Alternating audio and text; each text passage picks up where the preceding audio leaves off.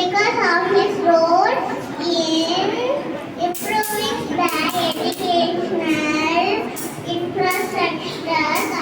காமராஜர் அவர்கள் 1903ஆம் ஆண்டு ஜூலை மாதம் 15ஆம் தேதி விருதுநகரில் பிறந்தார். இவருடைய தந்தையின் பெயர் குமாரசாமி, தாயார் சிவகாமி அம்மையார். He was called as Kingmaker. He was the CM of Tamil Nadu for 9 years. He introduced midday meal for வெள்ளத்தால் அடியாதே வெந்தனரால் வேகாதே வேந்தராலும் கொள்ளத்தான் முடியாதே கொடுத்தாலும் குறைவுபடாதே கல்வர் எவராலும் களவாட முடியாதது கல்வி. அத்தகைய கல்வியை ஏழை மாணவர் அனைவருக்கும் கிடைக்கும்படி தலைவர் காமராஜர்.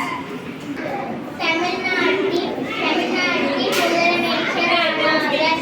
இலவச கல்வி, இலவச மதிய உணவு, கட்டாய கல்வி திட்டமாக்கி தந்தார்கள். மனிதருள் மாநிலமே பெருந்தலைவர் காமராஜரே. உன்போல் உயர்ந்தவர் இனி ஒருவர் பிறப்பாரோ. பட்டங்கள் கற்றதில்லை, பட்டங்கள் பெற்றதில்லை. He was CM of Tamil Nadu for 9 years. He was interred middays meal for people. Kamarajar அவர்கள் 1903ஆம் ஆண்டு ஜூலை மாதம் விருதுநகரில் பிறந்தார். இவருடைய பெற்றோர் பெயர் குமாரசாமி மற்றும் சிவகாமி அம்மையார் ஆவார்.